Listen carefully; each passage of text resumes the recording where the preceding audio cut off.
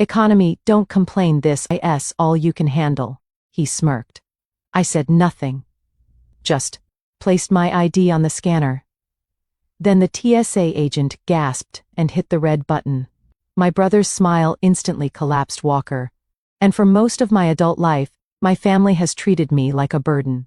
If you were watching from the outside, you'd think I was tagging along on someone else's vacation, not part of the same bloodline.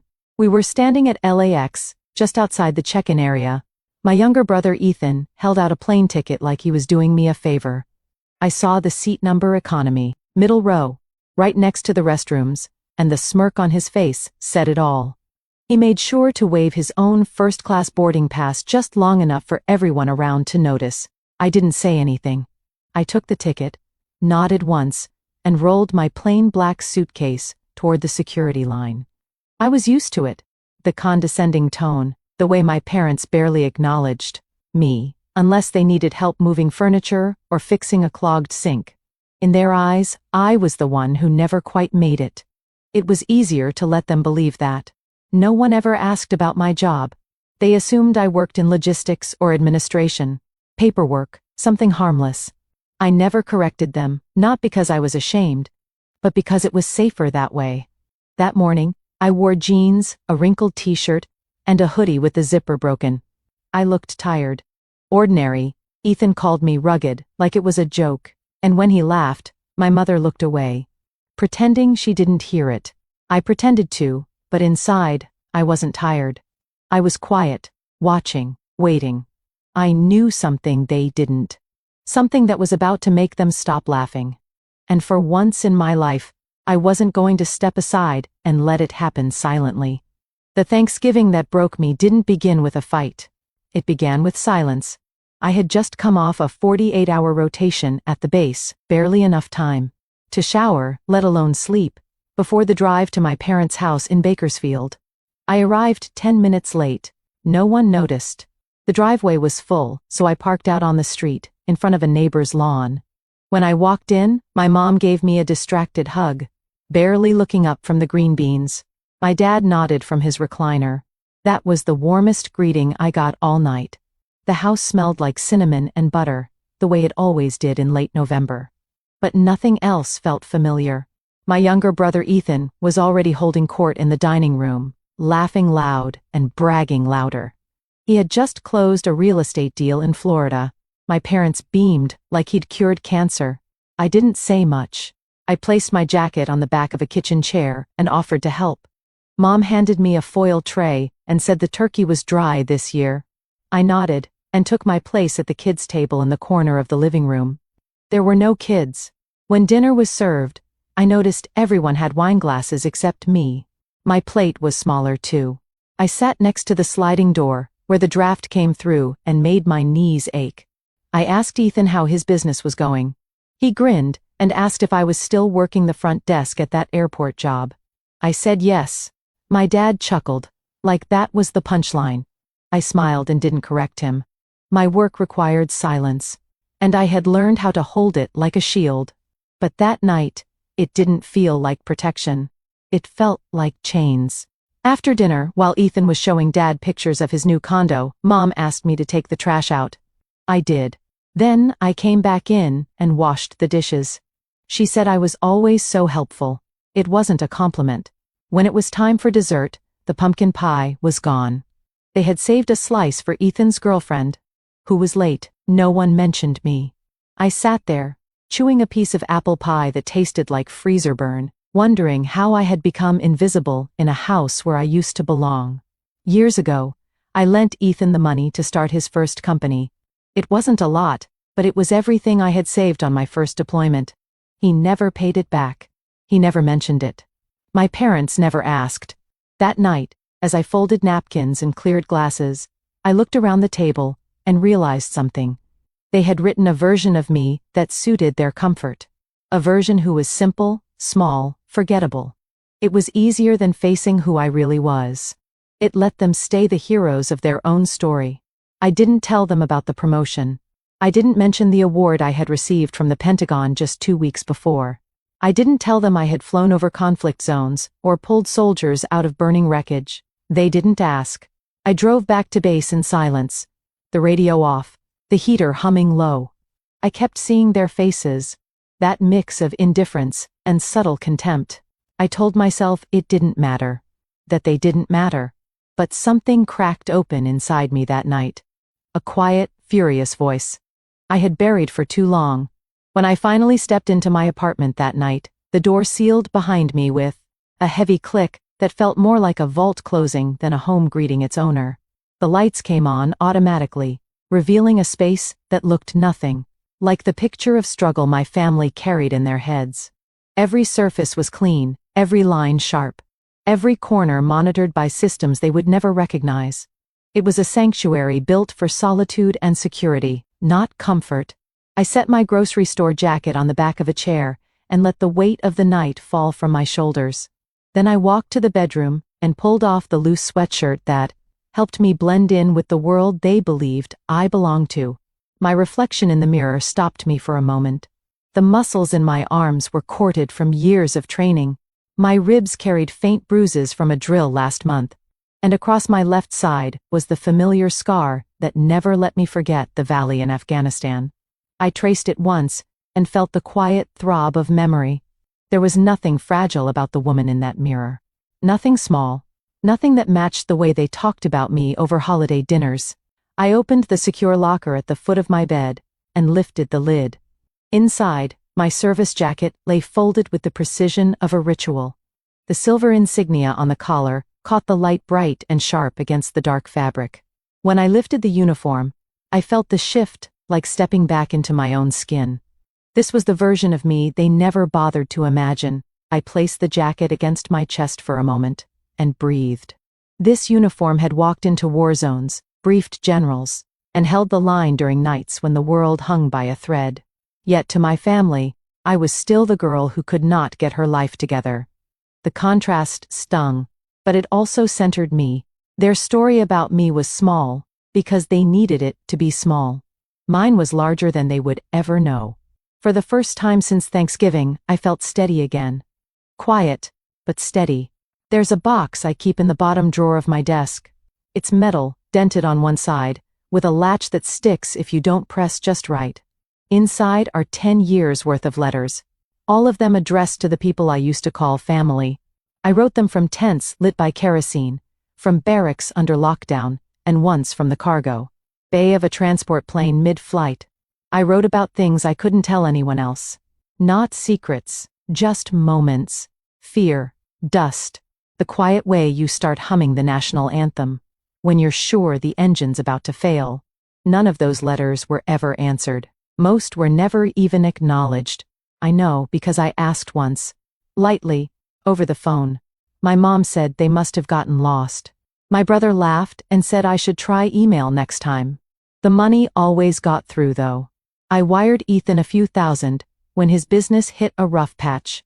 I sent my parents what I could after Dad's hip surgery. I never got to thank you.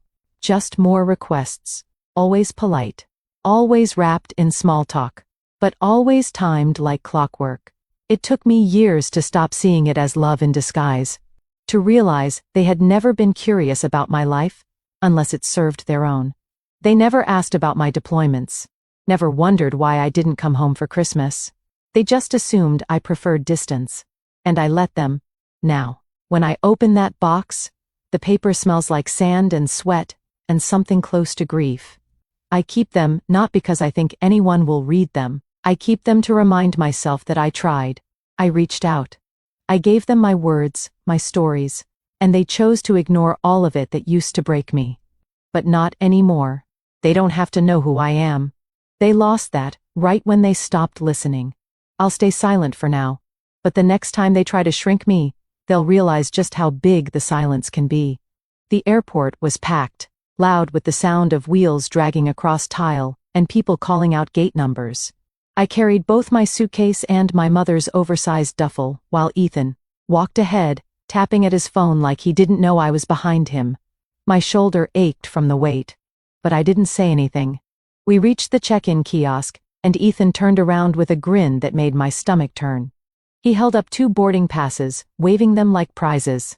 One was for him, first class, window seat. The other he handed to me like he was, offering leftovers, middle seat, row 37, right beside the restroom. I took it without a word. He looked disappointed that I didn't react, that I didn't beg or ask for something better. I had learned not to give him that kind of satisfaction. My mother leaned in and whispered just loud enough for me to hear. Maybe walk a few steps behind us. It's just better for appearances. I nodded. Not because I agreed, but because I was too tired to pretend anymore. My boots felt heavier than they should have. My mouth tasted like metal.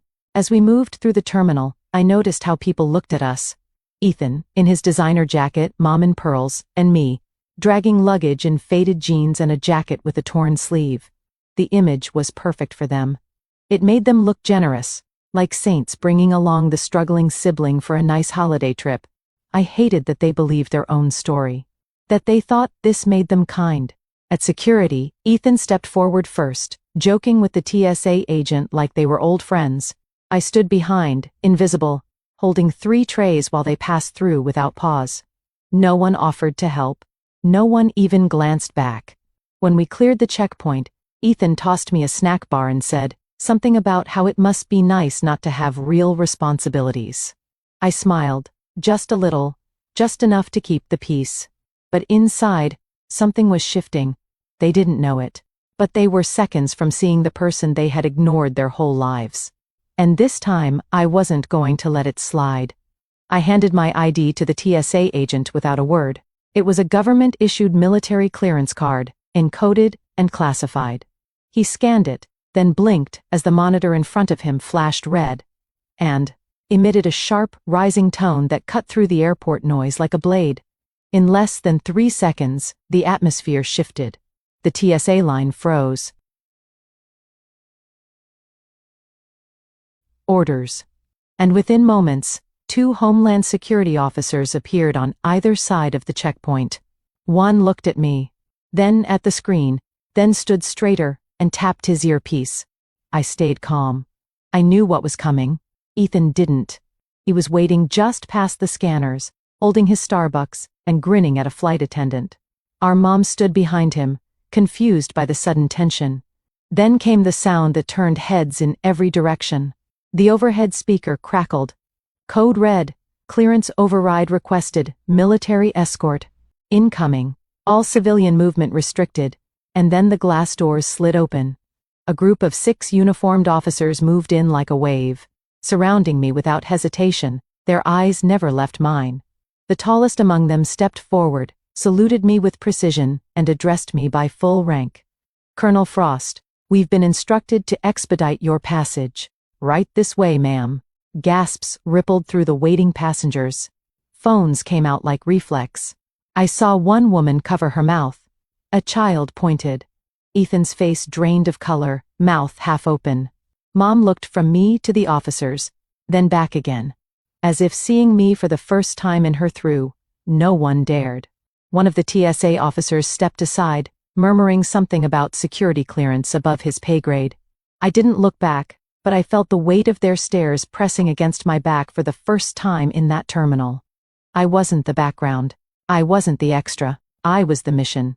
And the moment felt bigger than vindication. It felt like truth, finally taking up space. The officer beside me adjusted his posture and spoke clearly. Welcome, Colonel Frost. The words echoed louder than the speaker system, louder than the gasps, louder than the shallow breaths behind me. Ethan dropped his coffee. My mother's hand trembled as she reached out, but I didn't stop. I walked past them, past the velvet ropes, and the rows of watching eyes. A flight attendant stepped aside. Another officer held the door open without a word. My economy ticket slipped from my pocket as I moved, landing silently on the floor. No one picked it up. It wasn't mine anymore. I didn't belong in that seat. I never did. People moved out of the way, like water parting for something unstoppable. I kept my eyes forward, back straight, heart steady. There was nothing left to explain, nothing left to prove, and no one left to wait for. The cabin of the military transport was dim, humming with the low, steady sound of jet engines. I sat near the rear, boots crossed, harness loose around my waist. Outside the small window, The sky was dark blue and endless. Stretched out like the future I had just stepped into, I pulled out my phone. The notifications were endless. Videos of the airport moment had gone viral. Thousands of comments. Headlines spinning. Ethan's name was trending for all the wrong reasons. There were think pieces, threads, and side-by-side photos of him grinning while I stood silent behind him. Messages poured in. My mother had sent 3 voicemails, one full of apologies, another asking for a second chance. Garrett texted something about how he didn't mean it, how he never realized they all wanted to fix it now that the world had seen. I stared at the screen for a moment. Then I powered it off and slid it into my bag. The silence was instant, clean, like shutting a door and finally locking it behind you. I reached for the small tin cup of bourbon the crew had offered and took a slow sip. The burn was soft, almost sweet. My shoulders dropped an inch. I leaned back and let the hum of altitude settle into my chest. No noise, no guilt, just space. I didn't feel angry, not anymore. What I felt was distance, the kind you earned, not escape. I was 40,000 feet above everything they used to make me feel small for. And I wasn't coming back down. The last time I saw them was in Hawaii. Garrett had tracked me down through someone at the embassy and begged for a meeting. He said it was about closure, about healing, but the moment I walked into the restaurant, I saw the tripod already set up by the table. He stood when I arrived, arms wide, fake smile locked in. My mother looked tired, too polished, like someone had coached her for the moment. I sat without speaking. Garrett launched into a rehearsed apology, full of vague phrases and brand-safe emotion. Then he asked if I'd mind saying a few words to camera, something short, something that would clear the air. He said his career couldn't take another hit. I looked at him, then at her, and for once, I didn't feel rage. I didn't feel wounded. I felt done. I said no, not softly, not cruelly, just firmly. No to the performance. No to the story that erased me. No to carrying the weight of their discomfort. Just so they could sleep easier. My mother started to cry, whispering that families should stay together. I told her I agreed. But this wasn't family. This was familiarity held together by guilt and silence. And I was done calling that love. Garrett looked stunned, like the script had flipped before the final act. I stood up, placed a 20 on the table, and walked toward the door. No one followed. I didn't look back. The sky outside was wide and clear. The sun caught the edge of the water and painted it gold. I walked down the beach path alone. But not lonely. For the first time, the air around me felt like it belonged to me. I don't hate them. I don't wish them pain. But I won't return to a place that only saw me when others were watching. I won't explain my worth to people who never cared to understand it. You don't have to stay where you're not seen. You don't owe loyalty to blood that treats you like background noise. DNA doesn't make family. Respect does.